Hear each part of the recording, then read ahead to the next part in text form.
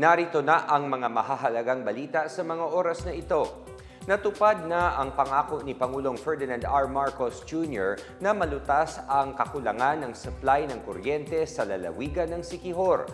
Kasunod ito ng pagbubukas ng mga bagong power plant sa bayan ng Larena ngayong Biyernes. Pinangunahan ng Pangulo ang ceremonial switch-on ng plantang may kapasidad na 17.8 megawatts sa pasilidad ng Province of Siquijor Elective Cooperative or PROSIELCO. Ayon sa Pangulo, mahigit sa doble ng demand ng isla ng Siquijor na mahigit kumulang 9 megawatts na kuryente ang maisusupply ng mga bagong planta. Umaasa ang Pangulo na mula dito ay lalong gaganda ang serbisyo ng kuryente sa Siquijor. Bago ito, nadiskubre ng Energy Regulatory Commission or ERC noong Hunyo na kulang ang kakayahan ng Siquijor Island Power Corporation or SIPCOR na mag-supply ng kuryente sa buong isla. Nagresulta ito ng paulit-ulit na blackout na nagtatagal ng hanggang 10 oras. Bilang tugon, 3 bagong diesel power plant ang tinayo at kinomisyon sa mga munisipalidad ng Larena, Siquijor at Lazi. Sa kanyang State of the Nation address noong Hulyo, iniutos ni Pangulong Marcos sa Department of Energy, National Electrification Administration at ERC na solusyonan ang mga blackout sa Siquijor bago matapos ang 2025. Malakas na ang loob ko na i-proclaim na buo na ang supply ng kuryente dito sa Siquijor at tinake over na ng gobyerno at ng PROSIELCO, ng local cooperative, ang operations na ito para matiyak na kung anong pangangailangan pa ay mailalagay natin at mabibigay natin. Tiniyak ng Department of Economy, Planning and Development or DepDev na mananatili at sapat at abot-kayang mga pangunahing bilihin sa kabila ng hagupit ng nakaraang masamang panahon. Sinabi ito ng ahensya kasunod ng pagtaas na inflation rate noong Agosto sa 1.5% mula 0.9% noong Hulyo. Batay sa datos ng Philippine Statistics Authority, bunsod ito ng pagtaas ng presyo ng pagkain at iba pang bilihin kasunod ng malalakas na ulan at bagyo noong mga nakaraang linggo. Sa isang pahayag, binigyang diin ni DepDev Secretary Arsenio Balisacan na matindi ang epekto ng masamang lagay ng panahon sa agrikultura. Sa report ng Philippine Atmospheric Geophysical Astronomical Services Administration or PAGASA, nasa 7 hanggang 15 bagyo ang inaasahang tatama sa bansa mula Setyembre 2025 hanggang Pebrero 2026. Mungkahi ni Balisacan na kailangang maghanda sa mga darating na masamang panahon at siguraduhing may sapat na pagkain sa mga pamilihan. Samantala, nakaalalay ang Department of Agriculture sa mga magsasakang sinalanta ng masamang panahon sa pamamagitan ng pamamahagi ng tulong, pondo at kagamitan sa pagtatanim.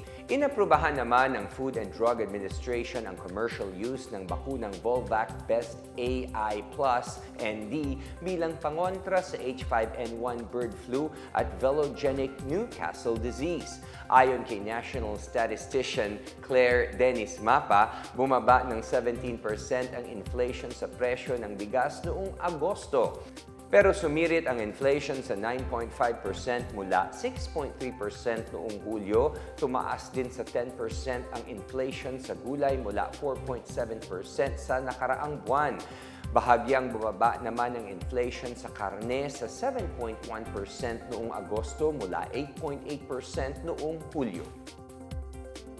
Nanindigan ng Department of National Defense or DND na ipagtanggol ang soberanya ng Pilipinas sa West Philippine Sea or WPS. Sa pagdiriwang ng Maritime and Archipelagic Nation Awareness Month or MANAMO 2025 ngayong September, sinabi ni Defense Secretary Gilberto Teodoro Jr. na titindig ang ahensya laban sa mga banta at coercion at manipulation sa WPS.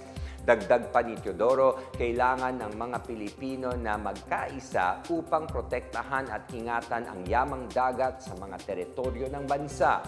Hinikayat din niya ang mga ito na ipagmalaki ang mga pamana ng bansa para sa kapakanan ng mga susunod na henerasyon. Sa ilalim ng Proclamation No. 316, idiniklara ang buwan ng September bilang Maritime and Archipelagic Nation Awareness Month.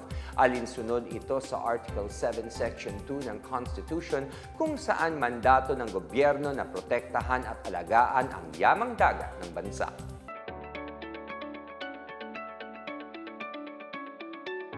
At sa balitang pangkalakalan, binigyang diin ni Department of Trade and Industry Secretary Cristina Roque ang kontribusyon ng creative industry sa pag-unlad ng ekonomiya ng Pilipinas. Sa kanyang talumpati sa Malikhaing Pinoy Expo sa SMX Convention Center, sinabi ni Roque na mahalaga ang creative sector sa bansa dahil magaling ang mga Pilipino dito. Patunay raw niya anya dito ang pagiging kilala ang mga Pilipino sa mundo ng gaming design at animation space.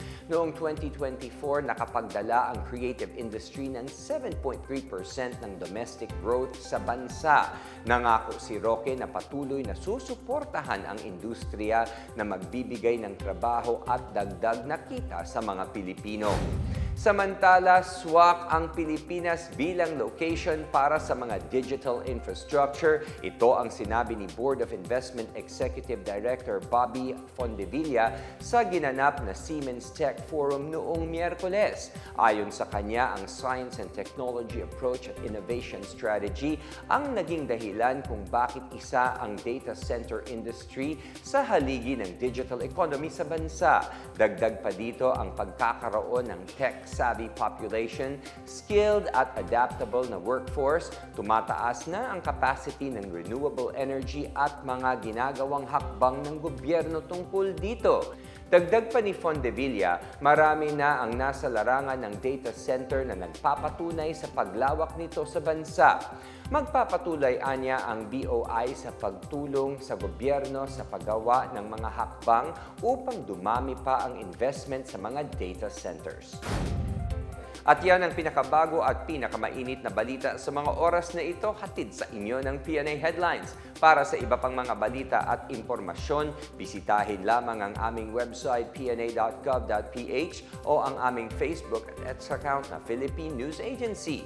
Mapapanood din ang PNA Headlines sa pamamagitan ng link sa website ng News and Information Bureau sa ilalim ng PNA News at sa YouTube account ng Philippine News Agency. Ako po si William Theo, ito ang PNA Headlines, naghahatid ng mga balitang nagbubuklod sa bagong Pilipinas.